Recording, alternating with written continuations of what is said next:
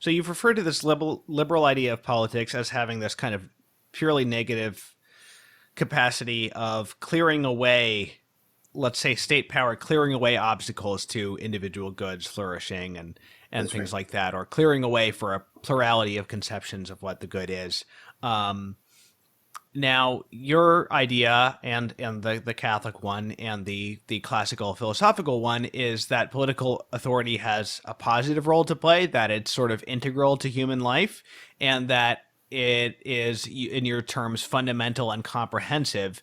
And of course, even if we were not to talk about God in politics or the church in politics, as soon as you say political authority is fundamental and comprehensive, Yeah. you get the concern that this is going to result in totalitarianism. And I know we've already sort of laid the groundwork for this answer, but why does taking political authority as fundamental and comprehensive not necessarily result in totalitarianism? Yeah. No. Thank you for asking that question, because I think that gets at the most common objection to what I'm proposing here, and I mean it's right along those lines.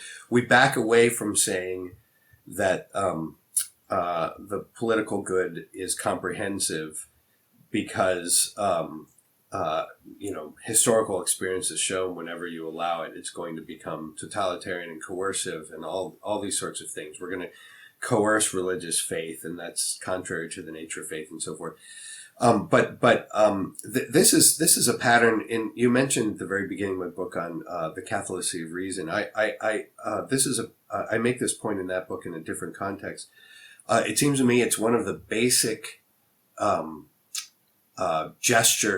founding gestures of modern thinking in all of the different areas, and that is that you try to.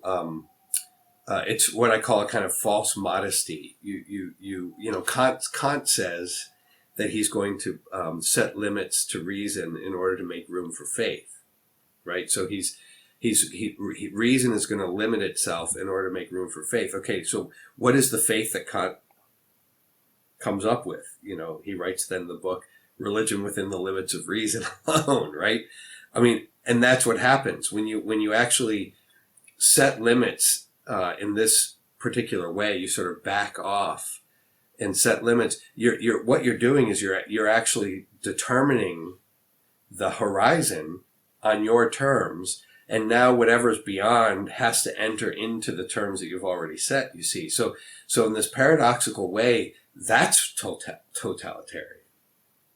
And the only way to avoid doing that is not by limiting reason. We don't make room for faith by limiting reason. We make room for faith by making, and this is something Benedict XVI was so fantastic on. I think it was one of his most beautiful and regular points. We make room for faith by expanding reason to its grandest aspirations. And now we have a reason that's actually open to faith without anticipating it. And my suggestion is that we need to do the same thing with politics. It's totalitarian politics come when we limit the self-definition of politics, Right. in that sort of way, because then we're setting the terms that everything else has to measure itself by. It's very different if we say that that the limits of politics have to be set by the limits of human nature, and human nature extends beyond itself to the infinite, and therefore is open to God. That means that same kind of openness needs to characterize our political life. Now, all that might sound very, very abstract, but I can give you a concrete example of what I mean that I think helps illustrate it. Do we, if we want the state to recognize the integrity of the family, does that happen best if we say that the state has to be as ignorant as possible about everything that concerns the family?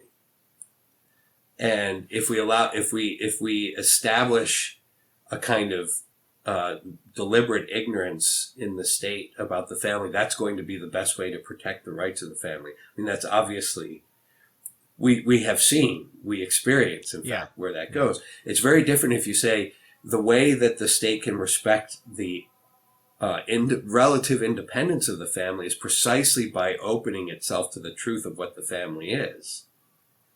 Now it's actually responsible for something that exceeds its power, you might say. And that's, I think, something similar has to happen with respect to religion. The only way to really respect religion is not by limiting politics, but by precisely seeking the truth of religion.